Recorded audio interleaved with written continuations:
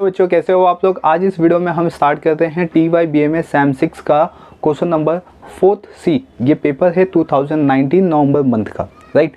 तो इसके अंदर हम क्वेश्चन नंबर 4C यानी कि लास्ट सम सॉल्व करने वाले हैं। अब तक हमने क्वेश्चन नंबर 1 से लेकर क्वेश्चन नंबर 4 के A B तक कंप्लीट कर लिए हुए। क्वेश्चन नंबर 1 आपका जो match the column and true and false था 15 मार्क्स के लिए, वो भी हमने देखा कि उसके रीजन क्या बनते हैं, किस तरीके से हम उसको ट्रू एंड फॉल्स क्लासीफाई करते हैं, राइट। देन इसके बाद आपका क्वेश्चन नंबर 2 से लेके 4 तक के जितने भी प्रैक्टिकल क्वेश्चन थे वो सब हमने सॉल्व किए। आज हम लास्ट सम करने वाले हैं क्वेश्चन नंबर 4C, जो कि 15 मार्क्स के लिए इंडिविजुअल क्वेश्चन दिया गया है और ये नेटवर्क एनालिसिस पर चैप्टर के अंदर से यानी कि PERT, ठीक है, उसके अंदर से ये दिया गया है। ओके, तो क्वेश्चंस क्या है पहले ये देख लेते हैं, देन इसके बाद इसके सॉल्यूशंस को देखते हैं। क्वेश्चंस में दिया हुआ है project which is a plan using the PERT techniques has following details of the average expected time. Calculate using the formula TE, जो फॉर्मूला होता है TEA plus 4M plus B divided by 6, ठीक है, and the details of the standard deviations। तो आप यहाँ पे देख सकते हो एक्टिविटी दी गई है आपको, एवरेज एक्सपेक्टेड टाइम TE दिया हुआ है, फॉर्मूला लगा के आपको दिया हुआ है TE, और इसका जो फॉर्मूला होता है A plus 4M plus B upon 6, ये कहाँ से मिलता है आपको, पेसिमिस्टिक, ऑप्टिमिस्टिक, ठीक है, मोस्ट लाइकली, ये जो है ना वहाँ से मिलता है आपको। लेकिन वो सब करने की ज़रूरत नहीं है, यहाँ पे आपको डायरेक्टली TE दे दिया हुआ है, ठीक है, एक्सपेक्टेड टाइम दे दिया हुआ है, जो कि बेसिकली हमें एक्सपेक्टेड टाइम यहाँ पे कैलकुलेट करना होता था, लेकिन यहाँ पे फॉर्मूला लगा के दे दिया है। एंड देन उसके बेसिस पे आपको स्टैंडर्ड डेविएशंस भी दे दिया गया है, राइट, यहाँ तक कर दिया हुआ है। And then question number A में फर्स्ट जो क्वेश्चन दिया हुआ है उसमें लिखा है कि construct the network diagram of the PERT and find the expected completion time of the project. यानी कि आपको क्या करना है कि इसमें आपको नेटवर्क एनालिसिस डायग्राम बनाना है और इसमें क्रिटिकल पाथ फाइंड आउट करना है। एंड जो उसका सेकंड क्वेश्चन दिया गया क्वेश्चन नंबर A में फर्स्ट एंड सेकंड जो दिया हुआ है, सेकंड में लिखा हुआ है कि आपको जो क्रिटिकल पाथ आएगा उसका वेरिएंस बताना है, ठीक है। तो वेरिएंस बताने के लिए आपको स्टैंडर्ड डेविएशन के बाद क्या करना पड़ेगा, यहाँ पे वेरिएंस कैलकुलेट करना पड़ेगा, ठीक है। ईच एंड एवरी इवेंट का आपको या एक्टिविटीज़ का वेरिएंस यहाँ पे कैलकुलेट करना पड़ेगा। तो वेरिएंस कैसे कैलकुलेट करते हैं हम लोग, वेरिएंस का फॉर्मूला क्या होता है, वेरिएंस का फॉर्मूला होता है स्टैंडर्ड डेविएशन का स्क्वायर, इसका स्क्वायर कर देंगे हम लोग, ठीक है, 1 का स्क्वायर 1, राइट, यहाँ तक। देन 0.5 का स्क्वायर करेंगे तो इसमें आएगा 0.25, फिर अगेन यही हो जाएगा 0.25, फिर 1 1, फिर 0.25, फिर 1 1, ठीक है। तो अपने को वेरिएंस मिल गया। तो अब हम निकालेंगे यहाँ पे नेटवर्क एनालिसिस का डायग्राम, जो कि 3 मार्क्स के लिए आपको पूछा गया है पेपर्स में। तो यहाँ पे आपको एक्टिविटीज़ दी गई है, इस एक्टिविटीज़ के बेसिस पे निकालना है। यहाँ पे 1 2 1 3 दिया हुआ है, तो फर्स्ट वन हम क्या करेंगे, यहाँ पे 1 नोड बनाएंगे, वैसा 1, ठीक है, 1 से 2 एंड 1 से 3, राइट, ओके। देन इसके बाद 2 3, तो 2 3 के लिए आपको इस तरीके से नेटवर्क बनाना पड़ेगा, राइट, 2 3, फिर 2 4, तो 2 4 ऐसा जाएगा यहाँ से 2 4, फिर 3 5, 3 5, इसके बाद है 4 6 5 6, मतलब इसको ऐसा जॉइंट करेंगे 4 6 5 6, एंड इसके बाद 6 7, मतलब ये एक ऐसा फिर से डायग्राम आएगा 6 7, राइट। तो कुछ इस तरीके से आपका नेटवर्क एनालिसिस बनेगा। ये हो गया। तो ये इतना करने का आपको 3 मार्क्स है, लेकिन इसमें क्रिटिकल पाथ भी निकालना है आपको। इसका ड्यूरेशन दिया है, वो ड्यूरेशन यहाँ पे लिख देते हैं 2 5 4, फिर 8, फिर यहाँ पे आएगा 3 5, ठीक है। एक सेकेंड, कुछ मिस हुआ यहाँ पे, ये वाला मिस हुआ, 2 5, फिर यहाँ पे 4, यहाँ पे आएगा 4, ठीक है, फिर 8, फिर यहाँ पे आएगा 3, फिर 5, फिर 2 एंड देन 3, ठीक है। अभी इसमें क्रिटिकल पाथ निकालेंगे। तो यहाँ पे लिखते हैं क्रिटिकल पाथ, तो कैसे निकालेंगे, यहाँ पे नोड देखते हैं 1, फिर यहाँ पे आएगा 2, फिर 4, फिर 6, फिर 7, ठीक है। फिर यहाँ पे अगेन 1, फिर 2, फिर 3, फिर 5, देन 6, देन 7, ठीक है। फिर नेक्स्ट 1 3 5 6 एंड 7, ओके। अब इसका डिवीजन देखते हैं। इसका डिवीजन क्या है, 2 + 8 फिर +5 +3 तो हो गया 18, ठीक है। नेक्स्ट फिर अगेन 2 + 4, ठीक है, फिर 3, फिर +2 +3, राइट। तो इसमें आएगा 14, ओके। देन इसके बाद यहाँ पे 5 + 3 + 2 +3 तो दैट इज इसमें आएगा 10। तो सबसे हाईएस्ट वैल्यू किसमें है 18, तो ये हो गया आपका क्रिटिकल पाथ। तो यहाँ पे लिखेंगे देयरफॉर क्रिटिकल पाथ, ठीक है, क्रिटिकल पाथ इक्वल 1 -2 ये पूरा लिखेंगे, 4 -6 -7 एंड यहाँ पे लिखेंगे project completion equal to 18 days, ठीक है, ये हो गया। तो यहाँ पे हो गया आपका 3 मार्क्स कंप्लीट, ठीक है। तो ये डायग्राम बनाया और ये किया तो इस पर आपको सिर्फ 3 मार्क्स मिलेगा। इसके बाद आपको इस क्रिटिकल वेरिएंस का, ये जो क्रिटिकल पाथ आया है उसका आपको वेरिएंस निकालना है। तो यहाँ पे लिखेंगे वेरिएंस ऑफ क्रिटिकल पाथ, ठीक है, ये सेकंड पार्ट है इसमें, वेरिएंस ऑफ क्रिटिकल पाथ। तो अपने पास अब इसका क्रिटिकल पाथ कैसे देखेंगे, देखो यहाँ पे क्या लिखा है 1 2 4 6 7, तो इसमें आपको क्या चाहिए 1 से लेके 2, ठीक है, फिर 2 से 4 तो 2 से 4, फिर 4 से 6 4 से 6, फिर 6 से 7, ठीक है, ये। तो इसका वेरिएंस क्या है, देखो 1 से 2 का क्या वेरिएंस है 1, फिर प्लस, फिर 2 to 4 क्या है 1, फिर प्लस, फिर 4 to 6 क्या है यहाँ पे 0.25, फिर प्लस, फिर 6 से 7 क्या है 1, ठीक है, इसको ऐड करेंगे तो 3.25, राइट। ये हो गया वेरिएंस ऑफ क्रिटिकल पाथ। अगर हम इसका स्टैंडर्ड डेविएशन लेते हैं, standard deviation of critical path, तो ये अंडर रूट में आएगा 3.25। देन इसका आंसर आएगा 1.8027, ठीक है, ये इसका स्टैंडर्ड डेविएशन आ जाएगा। तो ये क्रिटिकल पाथ का स्टैंडर्ड डेविएशन आ गया। यहाँ पे आपको 2 मार्क्स मिल जाएंगे। मतलब ये क्वेश्चन नंबर ए का, ठीक है, क्वेश्चन नंबर ए का ये फर्स्ट पार्ट था, ये सेकेंड पार्ट था, यहाँ तक खत्म। यहाँ पे आपके 5 मार्क्स फिक्स हो गए। अब इसके बाद आपको जो आगे के क्वेश्चन दिए गए, ठीक है, वो आपको फाइंड आउट करना पड़ेगा। ओके, तो अभी यहाँ पे फोर्थ का बी क्या गिवन है कि determine the probability of the completing the project in 17 week, ठीक है।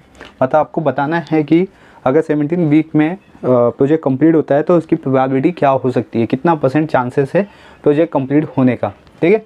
तो यहाँ पे अभी लिखते हैं फोर्थ का सी का बी पार्ट है ये, और इसका फर्स्ट क्वेश्चन है।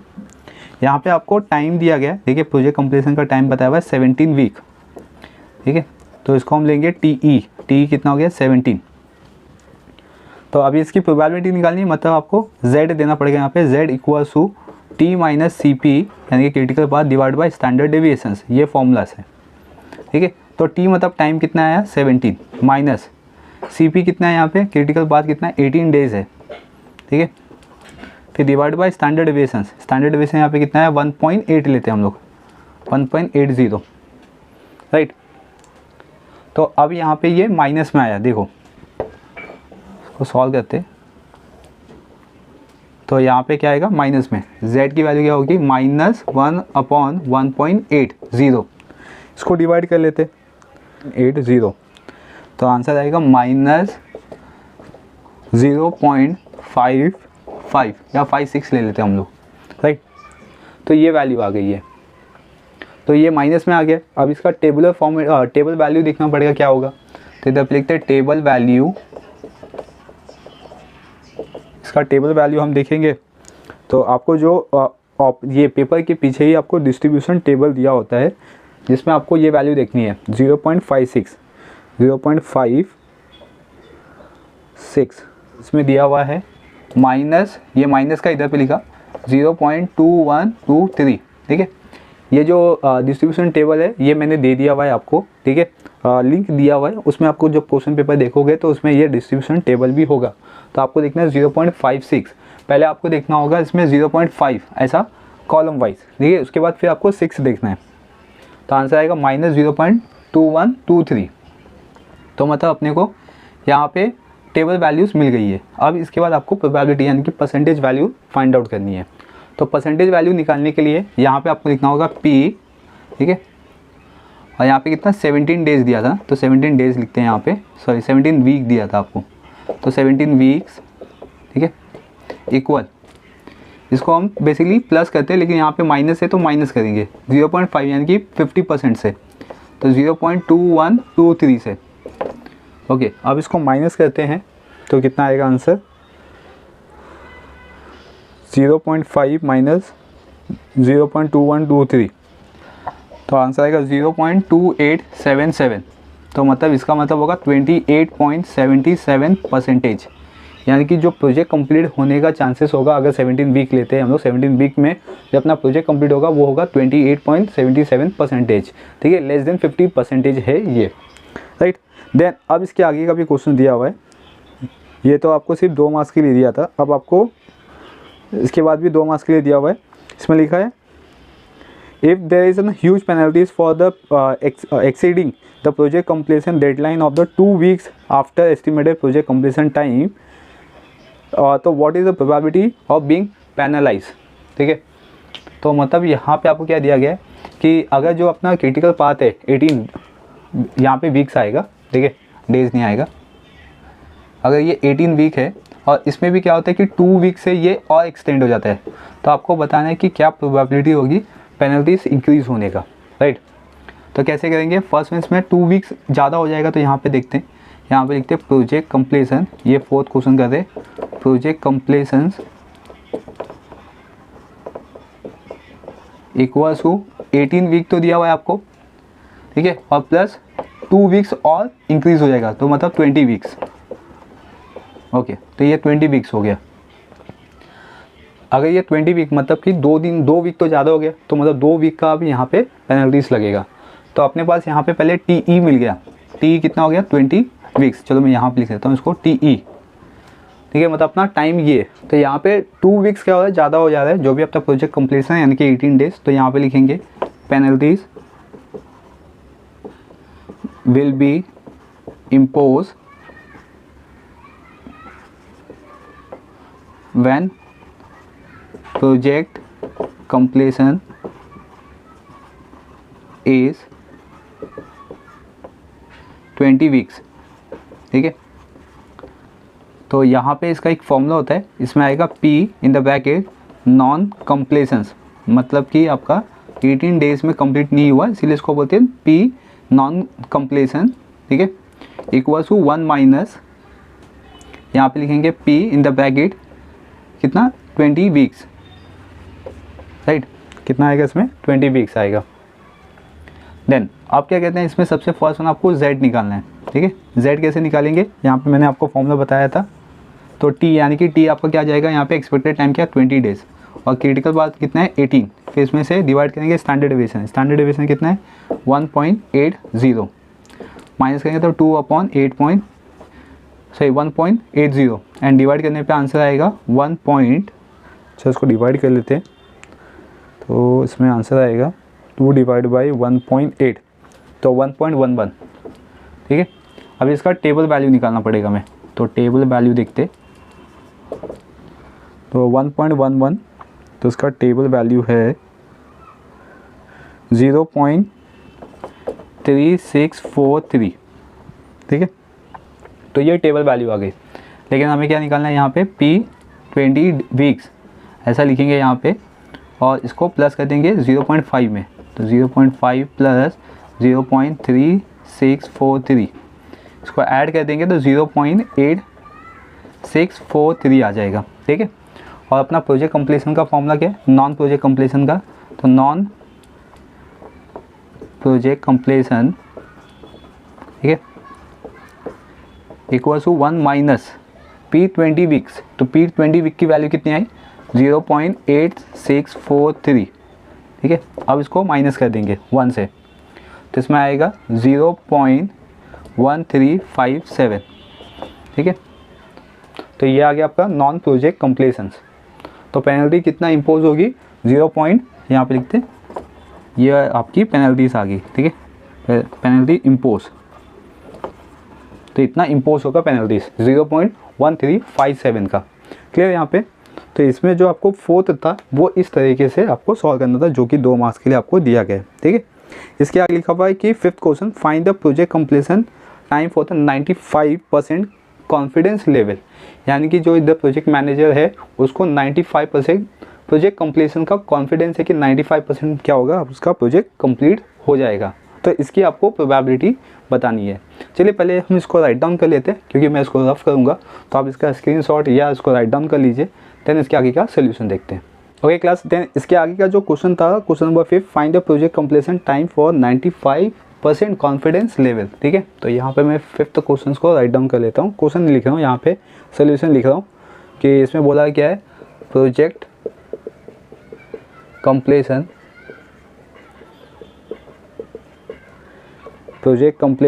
टाइम फॉर 95%, ठीक है, कॉन्फिडेंस लेवल,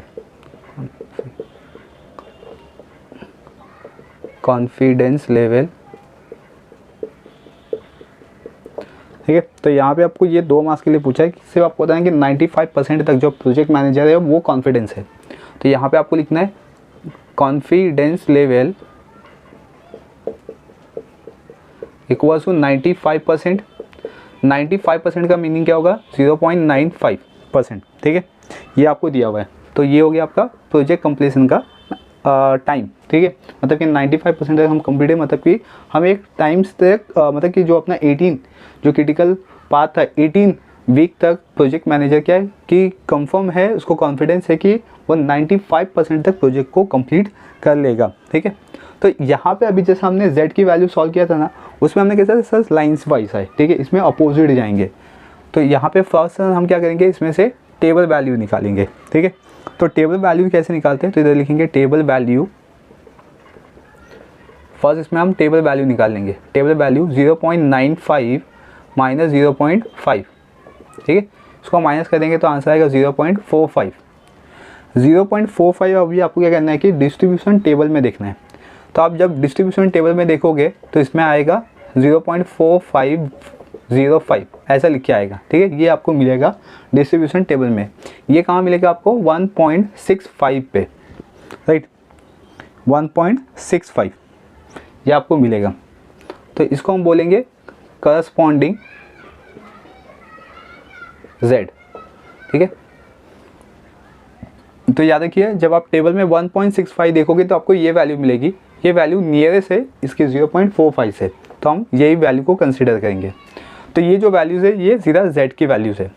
आपको यहाँ पे बताना है कि अगर जो प्रोजेक्ट मैनेजर है वो 95% कॉन्फिडेंस लेवल पे, तो वो कितने टाइम के लिए मतलब ऐसा कौन सा टाइम है जिस पे वो कॉन्फिडेंस लेवल रखता है अपना कि हाँ मेरा 95% प्रोजेक्ट कंप्लीट हो जाएगा। दैट इज मीन टाइम की बात कर रहे हैं हम, यहाँ पे वीक की बात कर रहे हैं कि प्रोजेक्ट मैनेजर कितने वीक पे कॉन्फिडेंस है कि वो 95% तक प्रोजेक्ट को कंप्लीट कर देगा। तो इसके लिए z का जो फॉर्मूला था वो फॉर्मूला यहाँ पे अप्लाइड करना है, z equals to t minus CP upon standard deviation.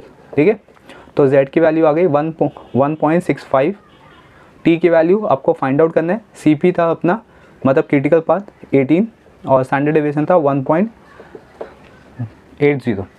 Okay, then इसका क्रॉस मल्टीप्लाई कर देंगे फर्स्ट वन। तो मैं इसके लिए कैलसी कर लेता हूँ। तो यहाँ पे 1.65 इंटू 1.80, ठीक है, तो इसमें आंसर इसका क्रॉस मल्टीप्लाई करने पे आएगा 2.97 इक्वल्स टू t माइनस 18। ठीक है, तो अब आपको t यहाँ पे माइनस इस साइड आएगा तो प्लस, मतलब कि 2.97 प्लस 18 इक्वल्स टू t। तो t इक्वल्स टू यहाँ पे आएगा 20.97। अगर मैं इसको अप्रॉक्स लूँ, देखिए, तो इसका अप्रॉक्स वैल्यू क्या आएगी 21। तो 21 वीक यहाँ पे प्रोजेक्ट मैनेजर क्या एकदम 95% तक एश्योर है कि वो प्रोजेक्ट को कंप्लीट कर देगा 95% तक, राइट। देन अपने को टाइम मिल गया यहाँ पे। अब इसके बेसिस पे आपको आगे का क्वेश्चन नंबर 6 भी दिया हुआ है। क्वेश्चन नंबर 6 बहुत ही ध्यान से सुनना है आपको, बहुत ही लेंदी दिया हुआ है और कॉम्प्लिकेटेड भी दिया हुआ है, लेकिन इसका आंसर बहुत ही ईजी है। क्या दिया हुआ है, if the fix cost of the project is एक सेकेंड 40 लाख। ठीक है, प्रोजेक्ट इज ₹40 लाख, ये फिक्स कॉस्ट दिया हुआ है प्रोजेक्ट का। तो यहाँ पे पहले मैं अमाउंट भी लिखते रहता हूँ साथ साथ में। आपको फिक्स कॉस्ट दिया हुआ है यहाँ पे प्रोजेक्ट का, fix cost equals to 40 lakh, ठीक है। एंड वेरिएबल कॉस्ट भी दिया हुआ है आपको, variable cost equals to rupees 20,000 per week, ठीक है। ये पर वीक दिया हुआ है आपको वेरिएबल कॉस्ट। ओके, इसके आगे लिखा find the amount the firm should be a Beed under the policy of 95% confidence of project completion of the project. For the purpose of bidding, consider only cost that is break even, no loss, no profit, right. तो आपको यहाँ पे fix cost दे दिया गया है, variable cost दिया हुआ है। तो सबसे पहले हमें फाइंड आउट करना होगा कि टोटल कॉस्ट कितना हो सकता है, यानी कि जो प्रोजेक्ट मैनेजर है वो कितने अमाउंट पे बिडिंग कर सकता है जिसमें उसको कोई भी लॉस नहीं होना चाहिए, ना प्रॉफिट होना चाहिए। तो टोटल कॉस्ट का फॉर्मूला क्या होता है, fixed cost plus variable cost, ठीक है, ये इसका फॉर्मूला होता है। ओके, तो फिक्स कॉस्ट आपको गिवन है 40 lakh plus variable cost per week दिया हुआ है। तो पर वीक अपने पास कितना है यहाँ पे 20.97, ठीक है, ऐसा है। या तो मैं इसको अप्रोक्स लिया हूँ तो यहाँ पे मैं लिखता हूँ 21 × 20,000, राइट। तो मतलब यहाँ पे आएगा 40 लाख प्लस इसका मल्टीप्लाई करेंगे तो 21 2 ज़ा 42 और 40 मतलब 4,20,000 और उसको ऐड कर देंगे तो 44,20,000। इस पे प्रोजेक्ट मैनेजर क्या करेगा, बिडिंग करेगा। तो यहाँ पे लिखते हैं therefore project manager should bidding on rupees 44,20,000 where he will get break even point, ठीक है, सीधा ब्रेक इवन पॉइंट मतलब no profit no loss.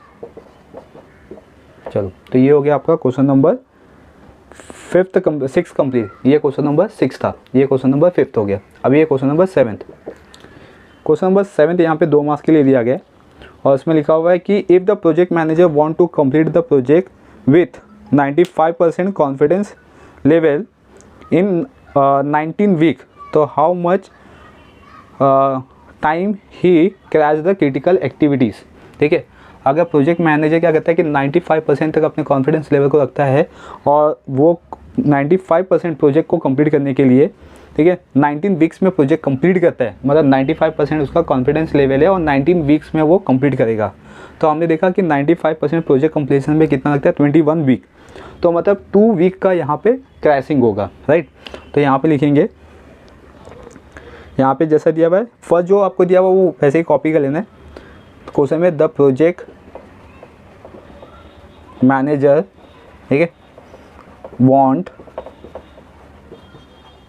To complete, मैं यहाँ पे क्वेश्चन से ही आंसर बना दे रहा हूँ उसको और इसका आंसर बहुत ही शॉर्ट है, ठीक है, सीधा 2 वीक इसका आंसर है।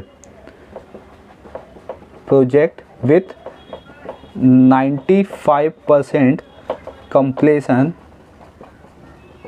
इन 19 वीक, ठीक है। तो प्रोजेक्ट क्रैशिंग क्या होगा, तो देयरफॉर रिक्वायर्ड क्रैशिंग, यहाँ पे लिखेंगे रिक्वायर्ड क्रैशिंग इक्वल, ठीक है, रिक्वायर्ड क्रैशिंग कितना होगा अपने पास, तो 21 ये वाला और 19 वीक में वो कंप्लीट करने के लिए सोच रहा है, तो मतलब वो माइनस करेंगे 21 में से 19 माइनस करेंगे तो कितना आएगा 2 वीक। तो यहाँ पे 2 वीक का क्या होगा, प्रोजेक्ट क्रैशिंग होगा, ठीक है। मतलब एग्जैक्ट क्या होगा कि 21 वीक में कंप्लीट होगा, लेकिन मैनेजर चाहता है कि 19 वीक में ही कंप्लीट हो जाए, ठीक है, इस तरीके से। तो 2 वीक का यहाँ पे क्रैशिंग दिखाई देगा। एंड सबसे लास्ट क्वेश्चन नंबर 8 यहाँ पे पूछा है if the head of the activities 3 and 5 want to work over time so that can complete the activities in 2 week instead of 3 week, तो शुड ही परमिट। तो यहाँ पे जो हमने नेटवर्क डायग्राम देखा था उसके अंदर क्या बताया हुआ है कि जो 3 and 5 वीक है, ठीक है, 3 and 5 वीक वाला नहीं, सॉरी 3 and 5 की जो एक्टिविटीज़ है, ठीक है, अगर हम उसको थोड़ा सा और ओवर टाइम दे तो जो 2 वीक का है वो, सॉरी 3 वीक का है वो 2 वीक में कंप्लीट कर देगा, ठीक है। इस तरीके से यहाँ पे दिया हुआ, मतलब ओवर टाइम होने के बाद ठीक है। 3 and 5 का जो एक्टिविटीज़ था, आप नेटवर्क अगर डायग्राम देख रहे हो, अगर आपने इसका स्क्रीनशॉट या उसको लिखा भी है, तो जो नीचे की पार्ट थी 3 and 5 जिसमें 3 वीक था, तो उसमें बोला कि अगर ये ओवर टाइम करता है तो ये क्या करेगा, 2 वीक में कंप्लीट करके देगा। ठीक है, मतलब कि अगर 2 वीक में कर लेगा तो आपका क्रिटिकल पाथ 17 हो जाएगा। तो क्या मैनेजर इसको परमिट करेगा? तो मेरे ख्याल से नहीं करेगा तो भी कोई दिक्कत नहीं है, क्योंकि 18 वीक इसका इनफ है, मतलब 18 वीक में प्रोजेक्ट को कंप्लीट हो जाना चाहिए। तो इस तरीके से यहाँ पे दिया हुआ है। तो यहाँ पे लिखेंगे आंसर में इसका 8 है और 1 मार्क्स के लिए, तो यहाँ पे लिखेंगे no project manager should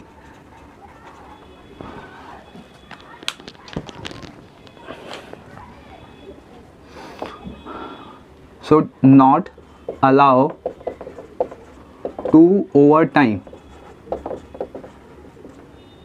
the head activities 3 to 5। ठीक है, तो मेरे ख्याल से नहीं करेगा तो भी चलेगा, क्योंकि इसका जो क्रिटिकल पार्ट है वो 18 है और बाकी जितने भी हमने कॉन्फिडेंस लेवल देख लिए, सब कुछ देख लिया, तो वहाँ पे 18 से ज़्यादा ही आ रहा है। तो मेरे ख्याल से नहीं करना चाहिए। ठीक है, तो इसमें कोई ज़्यादा दिक्कत नहीं होगा या ज़्यादा कोई प्रॉब्लम्स नहीं होगी।